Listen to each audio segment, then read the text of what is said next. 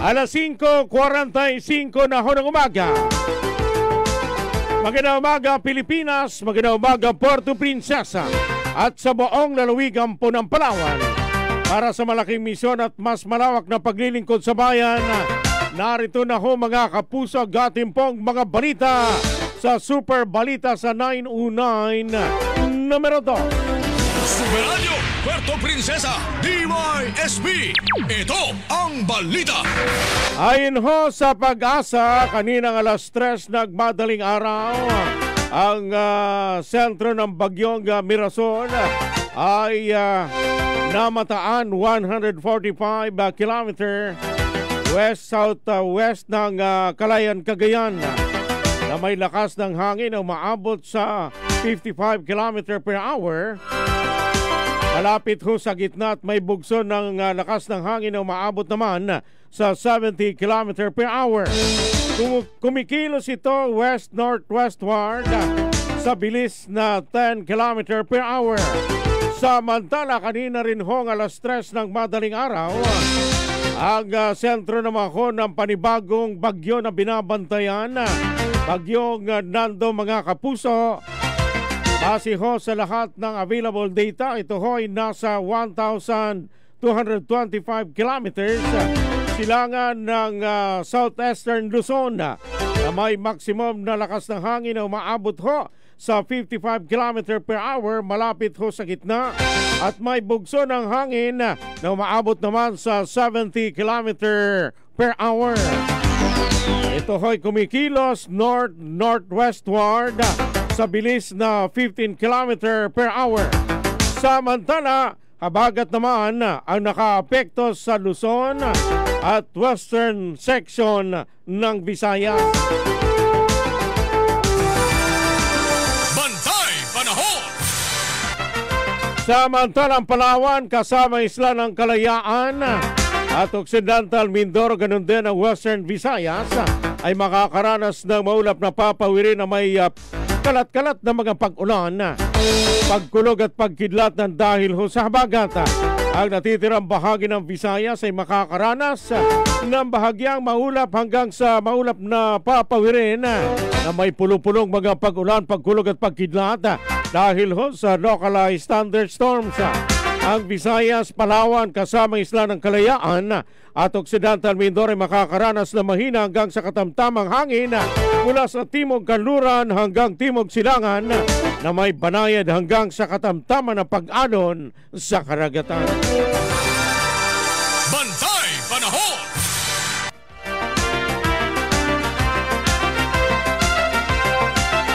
Samantala mga kaibigan, sa iba pang balita, Apostolikong Bikariato o Apostoliko Bikariato ng Puerto Princesa nakatakda hong magsagawa ng prayer rally laban ho sa korupsyon sa araw ho ng Linggo, Setyembre 21, 2025.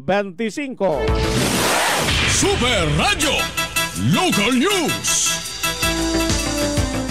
Namiho natin ang detalye ng balitang yan, si Super Wilmar Abraya. Sa detalye ng balita, pasok! Nakadagdang magsagawa ng prayer rally laban sa korupsyon ng Apostoliko Bikariato ng Puerto Princesa sa darating na linggo, September 21, 2025. Nagaganapin sa open field ng Seminaryo de San Jose. Sa inalabas na open letter of invitation ni Bishop Socrates Misiona, obispo ng Puerto Princesa, hinimok nito ang lahat na makiisa sa gaganaping prayer rally at indignation rally. Ayon sa obispo, ang laganap at sistematikong korupsyon sa gobyerno at lipunan ay intolerable na o hindi na kayang tiisin. Kinakailangan na umanong ipahayag ang makatwirang galit at pagtindig para sa tunay na pagbabago, kabilang ang pananagutan mula sa mga pinagkatiwalaan sa pampublikong serbisyo. Iparating natin umano ang mensahe sa mga nakikibahagi sa katiwalian na naabot na natin ang hangganan ayon sa obispo. Ako, si Wilmar Abrera ng GMA Super Radio Palawan, na dapat totoo. Alas 5:50 na hon nag-umaga mga kapuso. Samantala sa iba pang balita, ginagawang kalsada sa barangay Tinigiban, El Nido, Palawan, naging pahirap sa mga motorista at mga dumaraan dahil sa masyado hong maputik. Super Radio Local News. Detalye ng balitang yan si Super June Vicer Bantaculo. Sa detalye ng balita, pasok! Super June? Saglit lang, Super June, mukhang mahina. Ayusin lang ni... okay, Super June?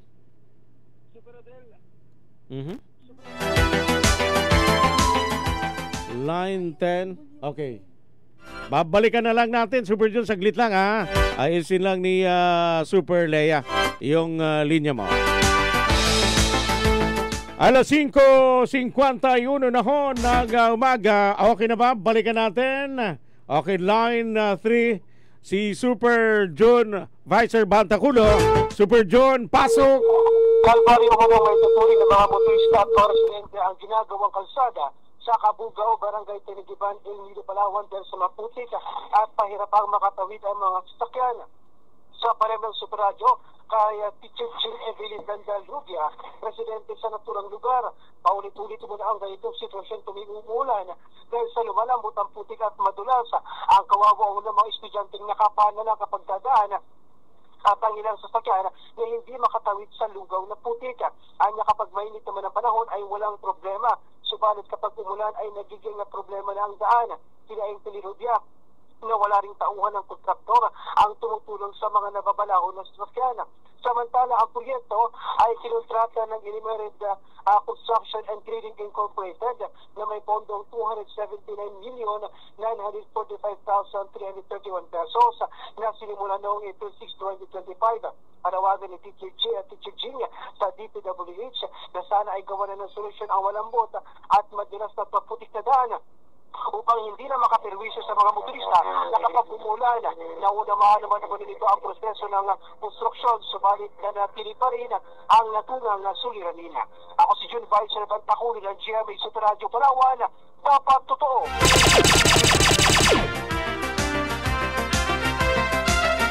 Alas 5:52 na ho ng umaga. May nagulantag yung ating po mga kababayan dyan po sa Barangay San Jose.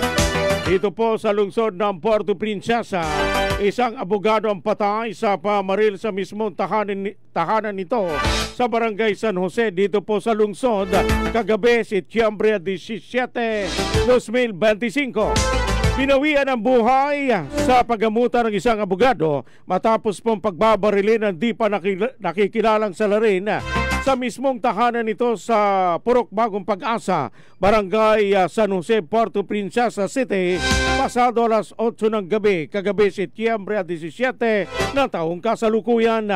Ayon po sa inisyal na impormasyon mula kay Punong Barangay Jennifer Trinidad ng Barangay San Jose, kabababa pa lamang umano ng kanyang sasakyan ang biktimang abogado na pagbabarilin nito habang paakyat sa kanyang tahanan. 2 putok ng baril ang narinig sa lugar. Dagdag pa ni Trinidad, madilim sa lugar at may kalayuan ng mga kabahayan kaya't walang nakapansin sa suspect. Agad tumakas sa di malaman direksyon. Agad namang dadala sa isang pribadong ospital ang biktima, subalit binawian din ito ng buhay. Nasa lugar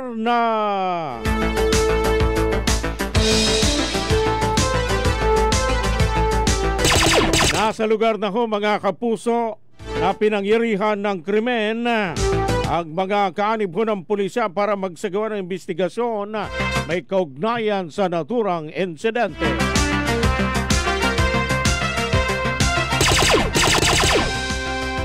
Alas 5:54 ho ng umaga. Kayo'y nakikinig sa Super Balita Umaga. Patuloy hong iniimbestigahan mga kapuso at mukhang dating abogado ng DepEd. Ano ha? Yung pong naturang abogado na naging biktima ng pamaslang. Balikan ko natin si Super Wilmar Abraya, mga kapuso. Hulyong production nag-mais sa rehiyon sa ikalawang bahagi ng taon tumaas. Super Radio Local News.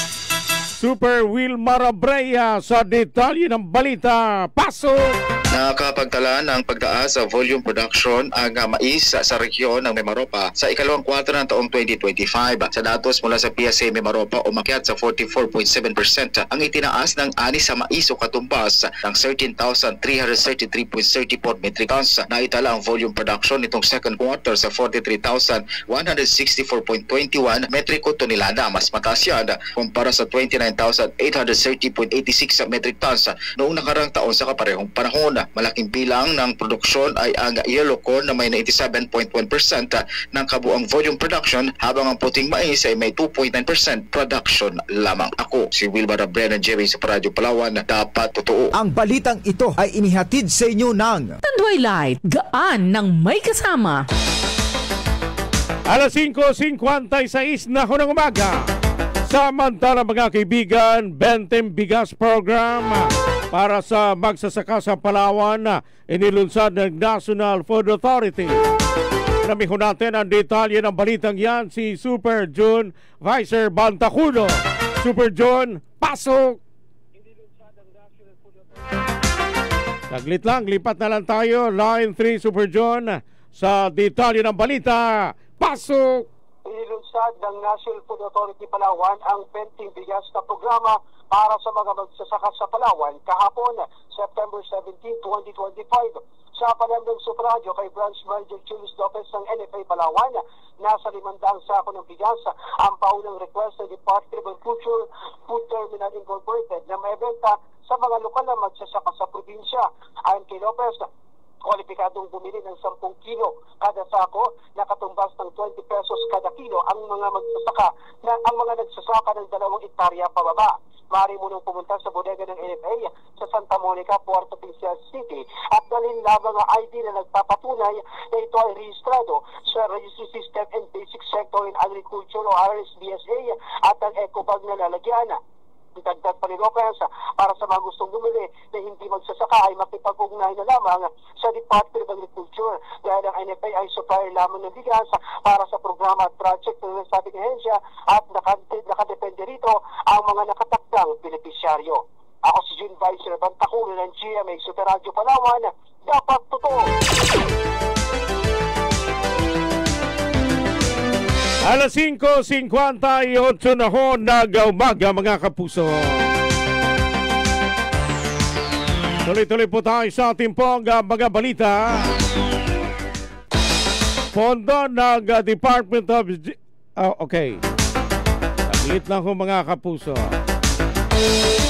Pondo ng Department of Education sa susunod na taon, pagtutuunan ang pagtugon sa siksikan sa mga silid-aralan, malnutrisyon ng mga bata at kakulangan ng kagamitan ng mga mag-aaral at mga guro. Super Radio Local News. Detalye ng balitang yan na Super Wilmar Abreya. Sa detalye ng balita, pasok! Nakatuon ng panukalang pondo ng kagawaran ng edukasyon sa susunod na taon upang tugunan ang siksikan sa mga silid-aralan, malnutrisyon ng mga bata at kakulangan ng kagamitan ng mga mag-aaral at guro sa bansa. Ibinungkahi ng Department of Education ang 928.52 billion pisong budget para sa taong 2026. Ang halaga ito ay katumbas ng 4% ng gross domestic product o GDP ng bansa, ay nakaayon umano upang resolbahin ang mga agarang pangailangan habang namumuhunan din sa pangmatagalang reforma sa edukasyon. Ibig sabihin nito, ayon sa DepEd, ay mas maraming silid-aralan na mayroong 13.2 billion pesos ang ilalaan para makapagpatayo ng halos 4,900 bagong classroom sa 2026. Mas maayos na nutrisyon para sa mga mag-aaral kung saan 11.8 billion pesos ang pondong itatalaga para ipagpatuloy ang school-based feeding program at digital na kagamitan para sa mga guro kung saan 16 na bilyon ang nakalaan para sa pagbili ng laptop ng mga guro at pagkonekta sa mga eskwelahang wala pang internet. Gayon din ang karera at kabuhayan ng mga guro kung saan 6 na bilyong piso ang nakalaan para sa career progression ng mga guro na inaasa makakatulong sa promosyon ng nasa 113,000 na guro at school heads. Ako si Wilmar Abreya ng GMA Super Radio Palawan, dapat totoo. Alas 6 na ho ng umaga mga kapuso. Kayo ho'y patuloy po nakikinig sa Super Balita sa 909 numero 2.